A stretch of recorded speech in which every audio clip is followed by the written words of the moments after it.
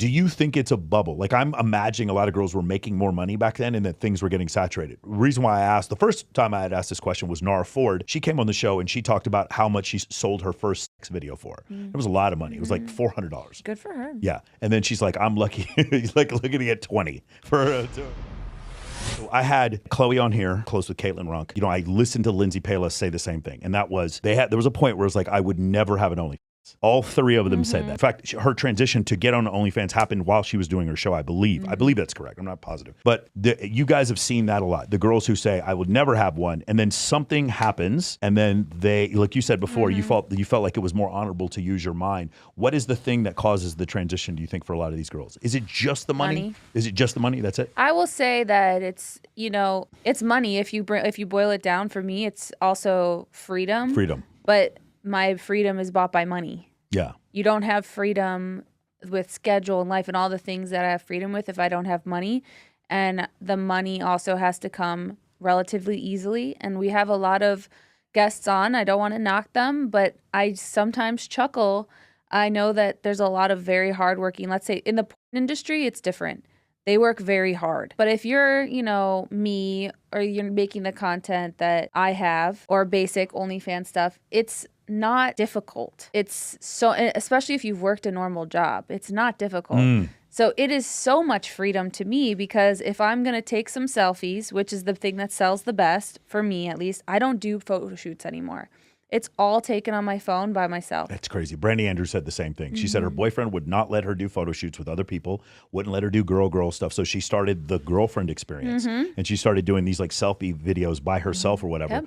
And then that's when she made the most money with no makeup on. That's with no makeup. That's because the thing about OnlyFans, and we talk about this a lot on our show, is people ask, well, why would I pay for that if you can just go to Pornhub for free? Well, lots of the evidence shows a lot of people do want to pay for that, because they want that experience of talking to a person, and that's the person you want to see, and the person you want to see in their natural environment doing the sexual things.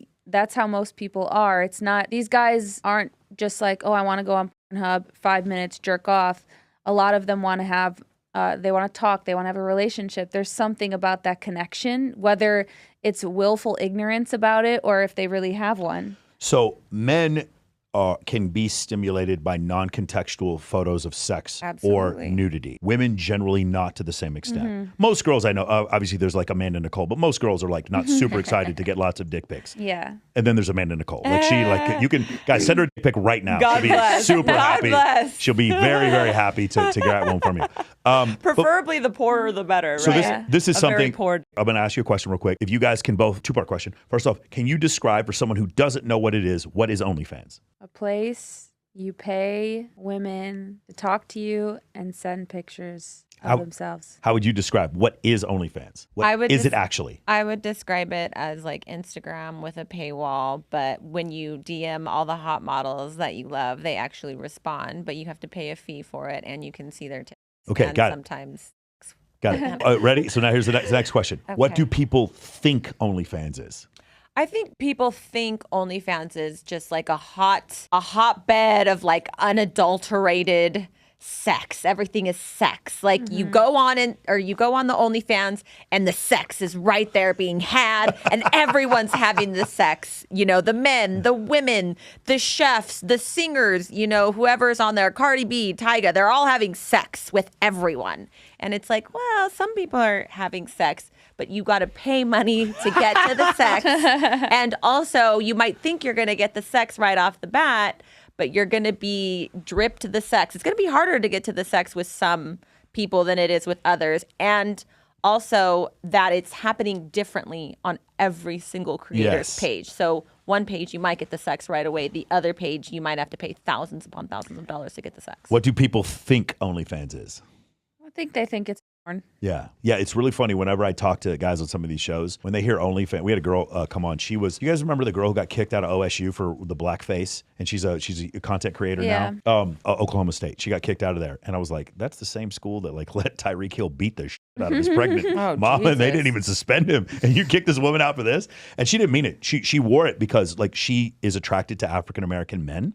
And so she was like, when I hear that she likes it was one of the things, the caption was, when I hear that he's into black women, and then she put on blackface because she wants black men to be attractive. Right. That is not racist. I'm Right. sorry to explain it to you. Agree. When she said it was really funny, and the black guys in the room thought it was hilarious. So it was Yeah. a joke, maybe Anyway, a crass joke, but so a joke. she puts up this question, and she asks all the guys in the room. She goes, "You have one girl who's a closet. Oh, she's fucked a bunch of dudes, but she does not have an OnlyFans. And you have another girl who has an OnlyFans, but she's only gonna fuck you. Which one would you choose?" And the guys were like, "I'd pick the closet. I don't want to be embarrassed by my girlfriend." Yep. And then she said this. I was like, "Oh yeah, she's not fucking other dudes on her OnlyFans. She's just doing like Instagram bikini photos." And they're like, "Oh, for that? Yeah, that'd be fine." Because it didn't occur to them. Right. Yeah. That was an It didn't option. occur to them. You want to go find nude pictures of Caitlin Runk? Show them to me, because there aren't any. Or Kindly Myers, because there aren't any. Right. You won't find any of them. They've never done nude. And there's a lot of creators on there Yes. that are selling non-nude content. Correct. And making lots of money. Correct. So that's the thing. It's like what you said before. OnlyFans equals hardcore 3 dicks in your butt Yes. sex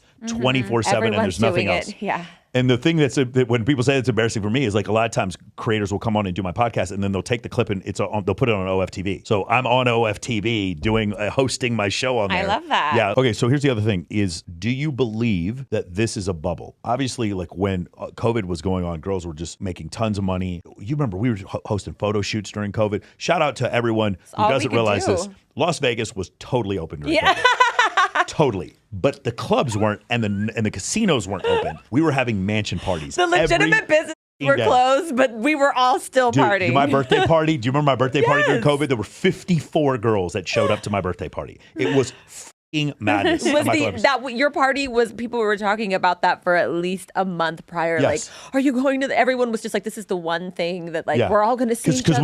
because we couldn't do anything. Yeah. We couldn't have babes in Toyland. We couldn't do anything. And I was like, shh, we're gonna rent this house, 3-story, 7-bedroom house, and we're gonna have like 50 photographers showed up, and every fucking girl I invited showed up. And dude, the photo shoots during COVID were incredible. Yeah. Sorry, we didn't wear a mask. None of us were doing shit. The wildest parties, dude, 750 Dragon Ridge, the wildest parties we ever did were during COVID. Do you remember this? God, no. People were just naked. It was just fucking Oh, crazy. of course. Yeah. Those parties were wild. Anyway, so during that time, though, a lot of girls were transitioning into OnlyFans because they couldn't work. They couldn't go anywhere. Strip clubs were closed. Do you think it's a bubble? Like, I'm imagining a lot of girls were making more money back then and that things were getting saturated. The reason why I asked, the first time I had asked this question was Nara Ford. She came on the show and she talked about how much she sold her first sex video for. It was a lot of money. It was like $400. Good for her. Yeah. And then she's like, I'm lucky. Like, looking to get 20 for a video now. You know what I'm saying? So things have changed. Do you feel like a lot of that stuff is saturated? I mean, I hate to say that because, you know, you can still come on and you can still make a lot of I money. think there'll be different and- platforms, but Yeah. but could OnlyFans be in a bubble? I think there is some other platforms that are emerging. I know Loyal Fans is one, and then Fansly I see a lot. I see mostly people talking about these on Twitter or on X because, you know, that's where there's still somewhat freedom of speech there. And I seem to see a rise. A lot of the AVN girls and the Xvids or whatever it was, there's a lot of creators, bigger creators that seem to be kind of also promoting these platforms as well. I think, you know, the girls that have a following like Kayla and myself, the big Instagram followings, you know, we do have an advantage. We can kind of pick up a new platform or a smaller platform, and our fans will inevitably go there, and we can make money a lot easier than somebody who's maybe trying to build an entire brand. There's a lot of people on OnlyFans. There's a lot of people that are consuming content on OnlyFans. There's a lot of people that are creating content on OnlyFans and on the internet in general. Like, I mean, I kind of feel like that question is asking if the internet is saturated, which yes, it is, but you can still make a lot of money. But you also do need to be willing to put in the work. You know, I still promote myself. Kayla still promotes herself. Yeah. You know, here I am on the Michael Sartain podcast talking about my podcast inside OnlyFans and my OnlyFans. Like, you know what I mean? So like, we're not just going to kind of be like, do a post and then, okay, you know, if I don't make 10K this month, I'm going off again.